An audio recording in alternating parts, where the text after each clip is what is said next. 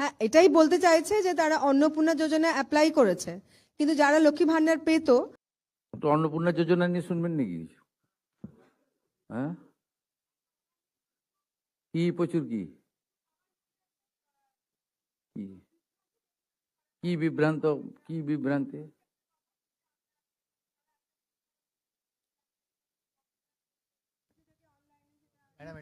কে বলছে? আমাদের বিভিন্ন রকম, আমরা যেহেতু সংবাদ মাধ্যমে রয়েছি, তো প্রশ্ন অনেকেই specific করবেন তো। হ্যাঁ, এটাই বলতে চাইছে যে তারা অন্নপূর্ণা যোজনা অ্যাপ্লাই করেছে, কিন্তু যারা লক্ষ্মী ভান্ডার পেত, তো তারা উপযুক্ত বলেই মনে করে যে তাদের লক্ষ্মীর ভান্ডার কারা পেত? মানে যে সমস্ত সাধারণ মহিলারা যারা পেতেন লক্ষ্মীর ভান্ডার। যে পুরুষরা পেত তাদের কি হবে? হ্যাঁ, সেটা তো বটে, সেটা আমরা বলেছি, যেটা আমরা সেটাই, যেটা যে আমাদের বাংলাদেশে অবৈধ হ্যাঁ, অনুপ্রবেশকারী আপনার পেত তার কি কথাই হবে? আমরা অবশ্যই বলি, যখনই আমরা জানাই আমরা বলি যে ভেরিফিকেশন চলছে। মমতা ব্যানার্জি কি করেছিল একটু শুনবেন নাকি? হ্যাঁ, 100 বার নিশ্চয়ই। লিখুন, লিখছেন 2021 সেপ্টেম্বর 2021 1,52,62,588 জনকে 500 করে টাকা দিয়েছিল। 1,52,62,588। তারপর থেকে টাকা দেওয়া বন্ধ করে দিয়েছিল। এপ্রিল 2022 মাঝখানে বন্ধ ছিল। ফেব্রুয়ারি মার্চের 2 মাসের টাকা একসঙ্গে দিয়েছিল 21,84,631। হলো, এরপরে টাকা দেওয়া বন্ধ হয়ে গেল। মে জুন 2022, জুলাই 22-এ দিল 3,77,883।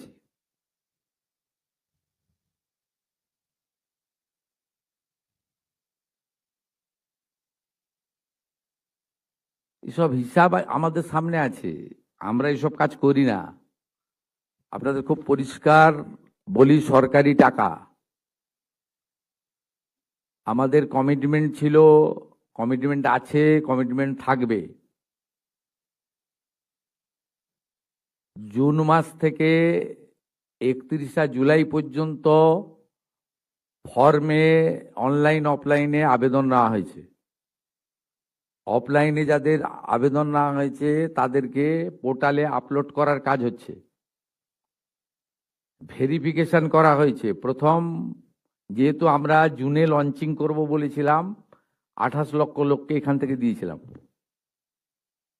নেতাজি ইন্ডোর স্টেডিয়াম থেকে আমরা অ্যাপ্রক্স 1,19,00,000 মতো লোককে দিয়েছিলাম। তারপরেও আমরা আবেদন নিয়েছি 31 জুলাই পর্যন্ত। 2,16,00,000 মোট আবেদন করেছেন। এই আবেদনকারীদের প্রত্যেকটা ভেরিফিকেশন করার কাজ চলছে।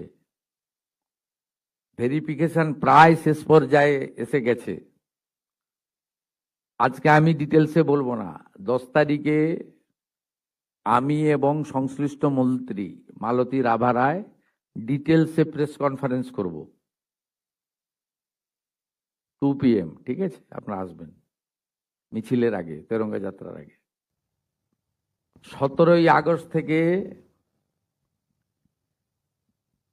10ই জুলাই পর্যন্ত যারা আবেদন করেছেন তাদের ভেরিফিকেশন কমপ্লিট করা যাবে, মানে 10 তারিখ পর্যন্ত এই মাসের। 11 থেকে 31 জুলাই ভেরিফিকেশনের জন্য আরো সময় লাগবে।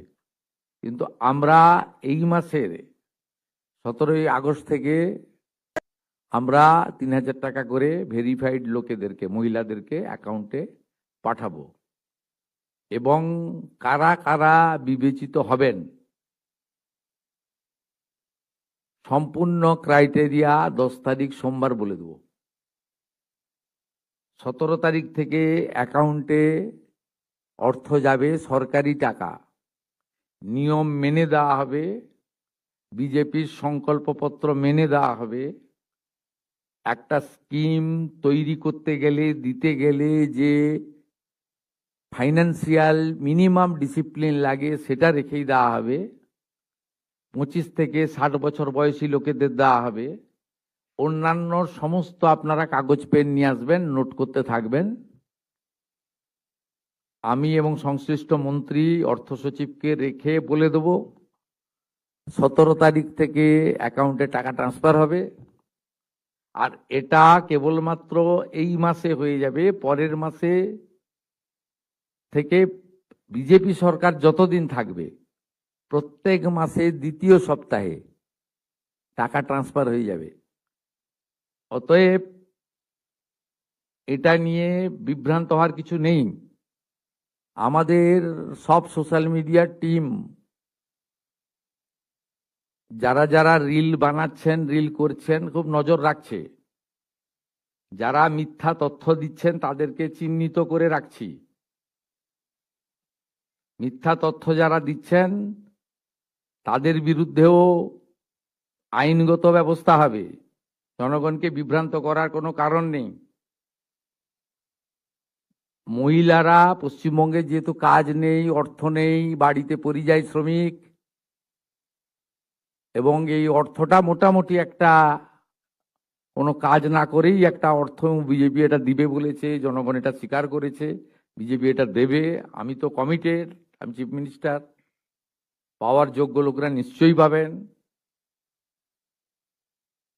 কিন্তু আমি দেখছি রিলগুলোকে পোস্ট যারা করছেন তারা কেউ বিজেপিকে ভোট দেননি।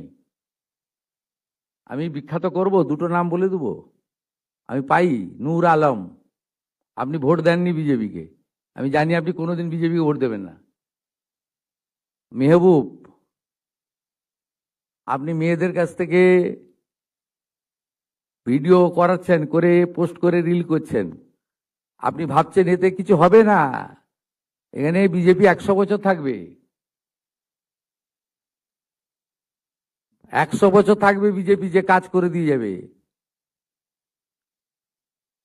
এখানে এই লোকেদের আর ফেরত আসার কোনো চান্স নেই।